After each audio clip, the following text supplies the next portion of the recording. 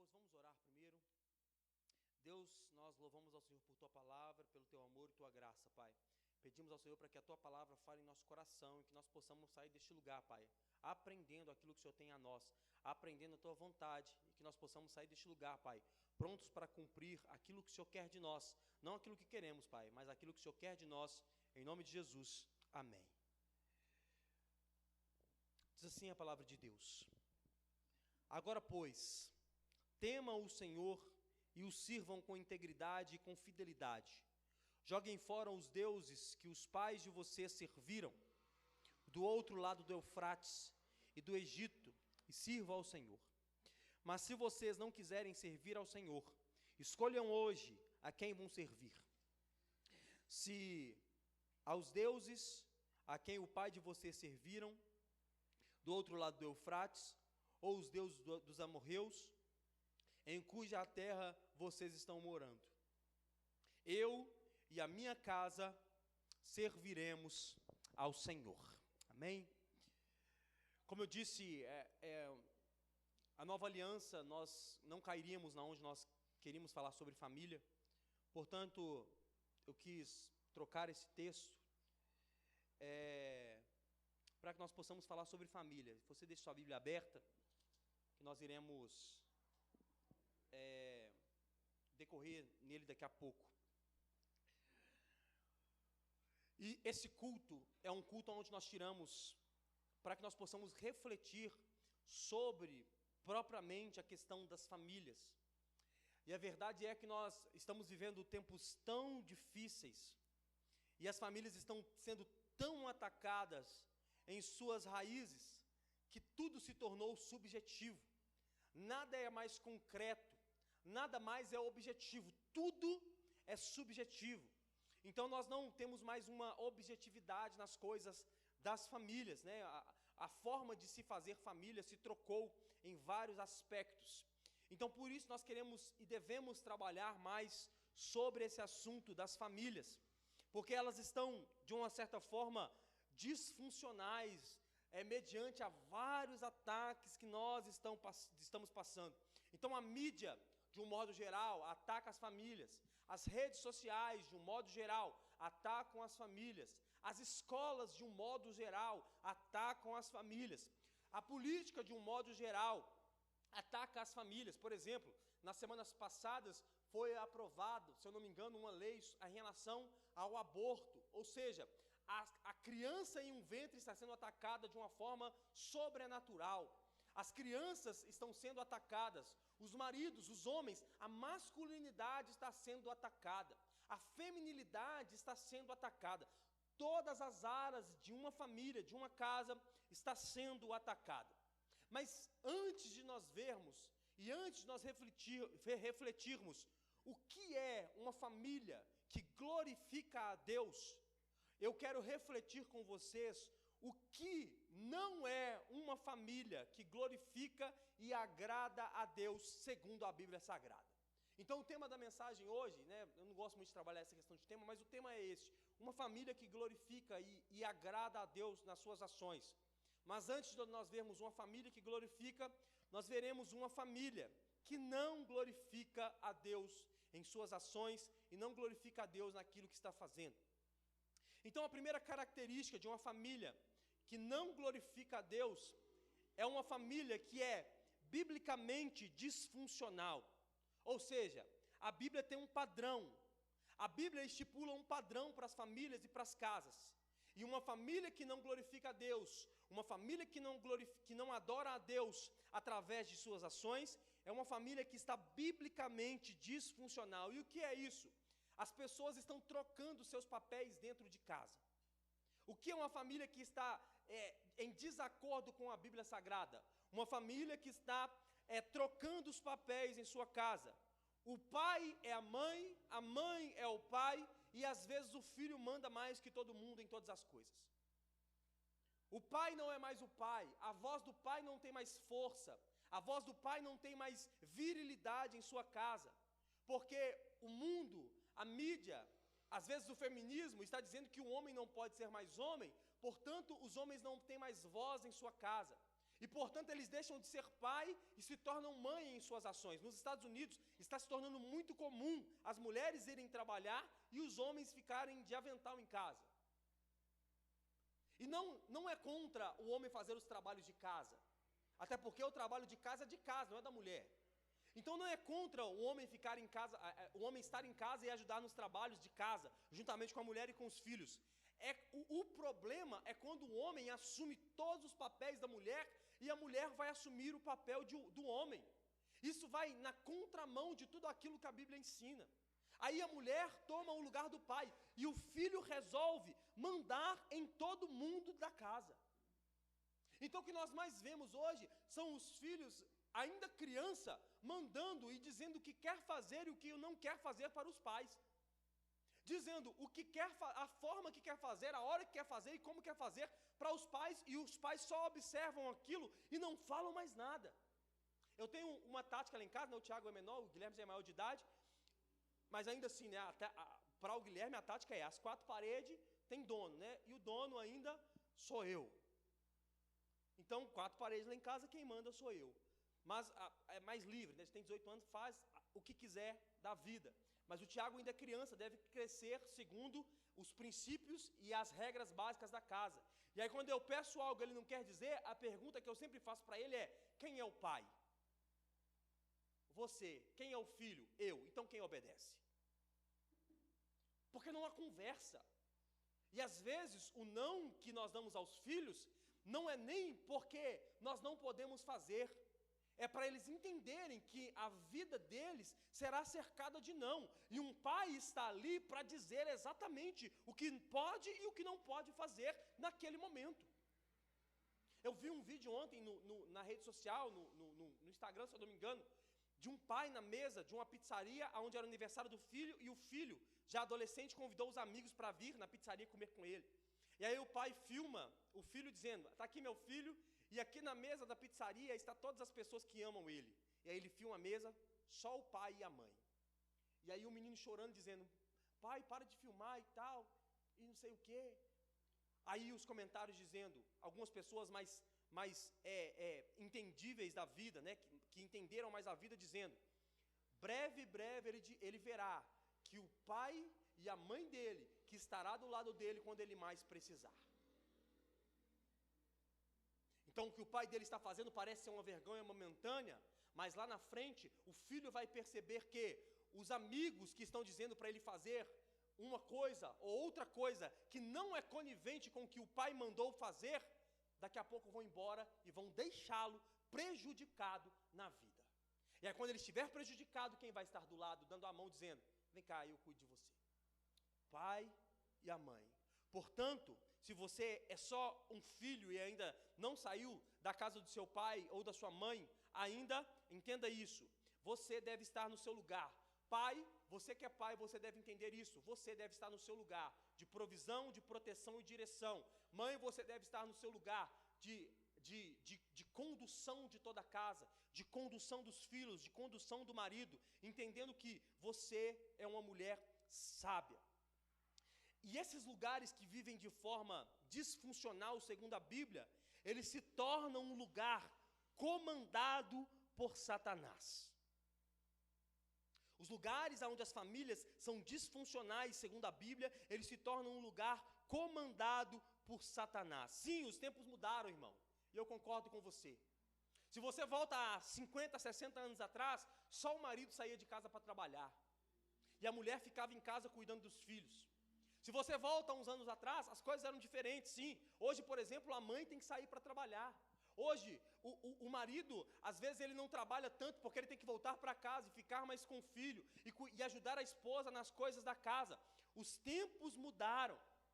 Mas o fato dos tempos terem mudado não quer dizer que nós devemos trocar a funcionalidade bíblica de todas as coisas. Então não se pode mudar, preste atenção, não se pode mudar o guarda-chuva que a Bíblia estabeleceu.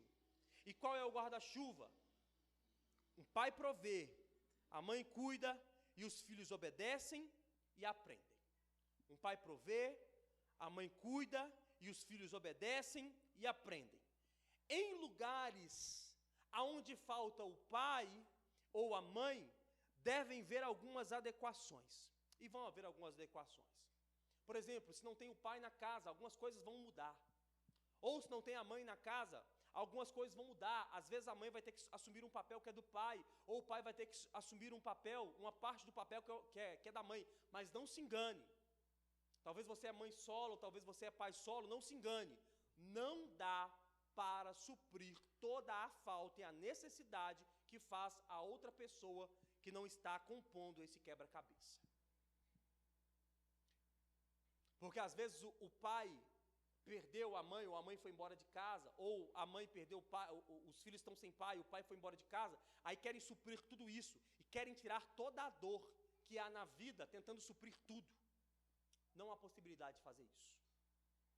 Cumpra a parte aonde você consiga ir, mas entenda que a funcionalidade deve continuar exercendo, deve continuar havendo, segundo a Bíblia Sagrada.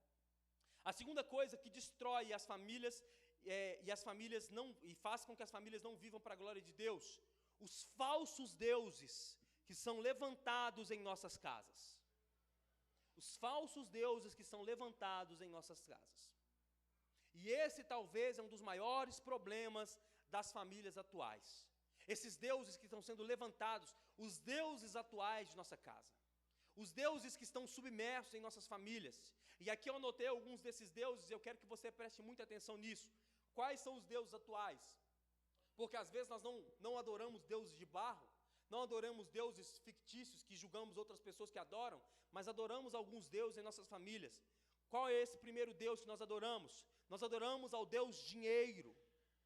E o dinheiro tem se tornado um Deus em nossas casas, em nossas famílias.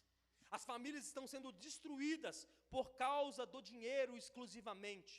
As pessoas estão matando um ao outro, às vezes não fisicamente, mas emocionalmente por causa do dinheiro. E o dinheiro tem acabado com as famílias. Digo a vocês, às vezes, o casal que não tem consciência financeira e aí vivem em pé de guerra por causa de dinheiro, nunca se acertam. E às vezes o casamento acaba por causa exclusivamente do dinheiro, porque nunca sentaram em uma mesa para conversar sobre isso. Nunca se assentaram em uma mesa para resolver a questão financeira. Um pai que nunca conversou com o filho sobre dinheiro. E aí o filho acha, às vezes, porque o pai trabalha muito, é rico, e aí quer fazer o que quer com o dinheiro. E o pai nunca sentou para dizer o que é o dinheiro, como funciona o dinheiro e o que ele deve fazer com o dinheiro. E aí o dinheiro tem sido um Deus, um tabu em nossas casas. E sabe qual é a prova disso? Preste atenção. Quando eu percebo que uma casa adora mais ao dinheiro do que ao nosso Deus, é quando, se tem dinheiro, está tudo bem. Se não tem dinheiro, está tudo mal. Tem dinheiro, está todo mundo rindo e brincando, todo mundo conversando. Não tem dinheiro, acaba a família. Eu não estou dizendo de ficar preocupado, estou dizendo de brigas contínuas porque não tem dinheiro. Não estou dizendo de, não, nós estamos preocupados porque talvez o dinheiro não vai dar para acabar o mês. Eu estou dizendo de não olhar para a cara do outro porque acabou o dinheiro em casa. Então você quer saber se uma família adora mais ao dinheiro do que ao nosso Deus? É quando o dinheiro fala mais alto. E as pessoas, se está tudo bem, eu gosto de usar a metáfora da geladeira vazia, né? Gênesis 1, 2 lá, que é sem forma e vazia. A geladeira só tem água, a briga começa. Aí se tem a carne, né, a picanha lá no congelador, a briga acaba. É sinal que nós estamos servindo mais ao nosso Deus, mais ao dinheiro, do que ao nosso Deus. O próprio Jesus disse sobre isso: não servais a dois deuses. Não há como fazer isso. Ou você serve ao dinheiro, que é mamon, ou você serve a Deus. Então existem famílias criando falsos deuses em suas casas, e o dinheiro é um deles. O segundo falso Deus que está em nossas famílias nos dias de hoje, a falsa liberdade. A falsa liberdade. O marido que casou, mas quer ser livre. A mulher que casou, mas quer ser livre. E o filho, que é criança às vezes, ou adolescente, mas quer ser livre. É uma falsa liberdade que há em nossas casas nesses tempos. E aí a mulher disse, casada e dizendo, eu quero ser independente. Como você quer ser independente de alguém que é a sua carne? que é carne da sua carne e osso dos seus ossos. Aí o marido casou, mas quer continuar vivendo a vida de solteiro. Como é que você quer continuar vivendo a vida de solteiro, sendo que agora você tem uma família e uma responsabilidade na sua casa? Aquela métrica, né, às vezes aparece esses videozinhos na internet lá, e aí o videozinho é o cara se arrumando para sair sozinho e a mulher na cola do cara. Aí a pergunta que tem nos comentários é, mas homem casado sai de casa por acaso sozinho? Porque eu mesmo, irmão, só para trabalhar. Só o sangue de Jesus na causa. Porque os caras dizem, eu quero a minha liberdade. Quero sair com os amigos e chegar em casa a hora que eu quero. Quero viver a minha vida do jeito que eu quero. Que liberdade é essa que a Bíblia nos deu? Que liberdade é essa que a Bíblia deu para a mulher querer ser independente do seu marido? Eu faço o que eu quero, a vida é minha. Não foi ele que me criou. Que conversa é essa, irmão? A Bíblia diz que se casaram para ser só uma só carne. Se é uma só carne, o marido deve sim à mulher e a mulher deve sim ao marido. E o filho, pior ainda. É o que eu digo. Se você é filho e você ainda mora com seus pais, você deve obediência aos seus pais em todas as áreas. Ah, eu quero viver a minha vida. Pega o caminho da sua casa, pega o beco, alugam uma casa e se vira, irmão. Por quê? Porque a casa que você mora, sendo dos seus pais é que mandam. Ah, mas eu tenho 25 anos de idade, eu tenho 30 anos de idade. Não interessa. Quem manda na sua casa, na casa do seu pai, é seu pai. Portanto, se você ainda está lá, se vire para obedecê-los. Se você não quer obedecê-los, vá embora. Portanto, não há liberdade para um filho que mora com os pais, a não ser as liberdades tranquilas da vida. Mas, vou sair e chegar a hora que eu quero? Não. Você deve obediência ao seu pai. Eu vou fazer da minha vida o que eu quero? Não. Você deve obediência ao seu pai. O marido diz, eu quero fazer o que eu quero? Não. Você deve satisfação à sua mulher. Ou a mulher quer fazer o que quiser? Não. Você deve satisfação ao seu marido. Está comigo, irmão? Desculpa, tá? O terceiro Deus que nós levantamos em nossas casas, e esse talvez está sendo o pior deles, o celular. O celular se tornou Deus em nossas casas. Nós não abrimos mais mão do nosso celular para nada. E aí você trabalha o dia inteiro, sua mulher sai para trabalhar, o marido sai para trabalhar, os filhos vão para a escola, chega em casa, e o momento que eles têm em casa, o celular toma conta da família. Eles não conseguem mais nem sentar em uma mesa para comer uma refeição em paz, sem o celular na mão. Isso é perigoso. Isso é perigoso. Se você não consegue sentar em uma mesa para almoçar, para jantar com a sua família, e não consegue deixar o celular no bolso do lado, você está correndo perigo. Porque você está almoçando com pessoas que estão perto, mas fazendo com que elas fiquem longe. E observando vida de pessoas que nem sabem que você existe. A regra da minha casa é, na hora do almoço, na hora da janta, desliga-se tudo, senta na mesa e vai comer. Ah, eu estava vendo coisa importante, deixa a coisa importante para lá, agora é hora de comer. Quando eu tomei consciência disso, eu comecei a refletir. Quando Paulo diz assim, quer comais, quer bebais, em tudo, dai graças ao Senhor. Como é que você consegue dar graça ao Senhor se alimentando com o celular na mão? Porque você não sabe o gosto da comida. Sim ou não? Você está comendo aqui, com o celular na mão, uma garfada aqui, rolando o feed da rede social, você não sabe o gosto da comida. Tanto faz se você comer um miojo ou comer uma picanha argentina. Por quê? Porque você está comendo, botando para dentro e rolando o dedo aqui, e você não tem noção do que você está fazendo. Como você vai conseguir glorificar ao Senhor, sendo que o celular é o Deus da sua casa? Como que você vai conseguir glorificar ao Senhor pela comida, pelo alimento, pela bebida, sendo que você está observando mais as coisas que estão longe?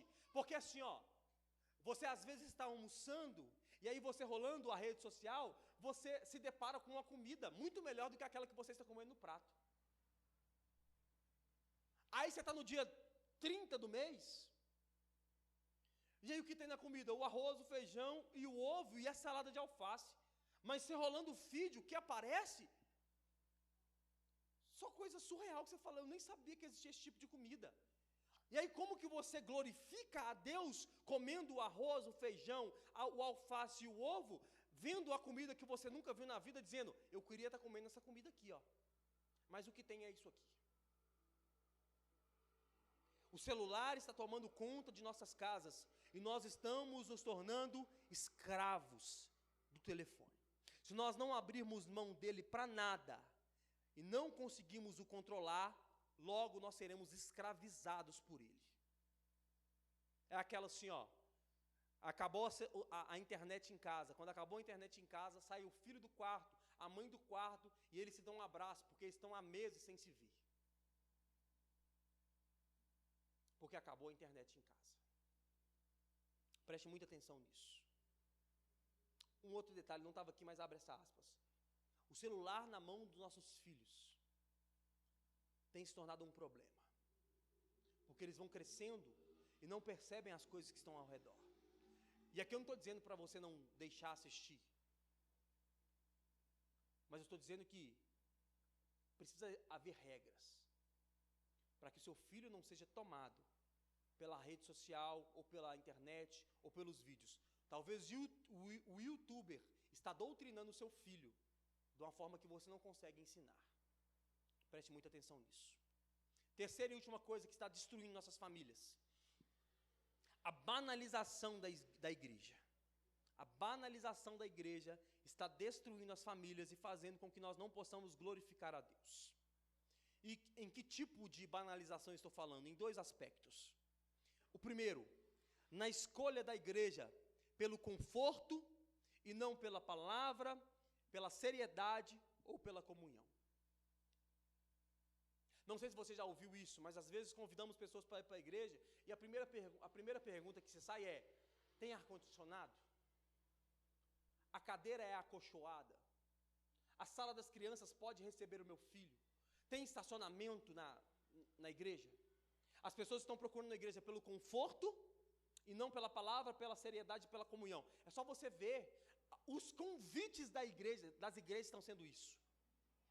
Olha como a minha igreja é. Olha a estrutura que a minha igreja fornece. Olha como a minha igreja faz. Aí você vai ver a igreja, irmão, é melhor que o shopping.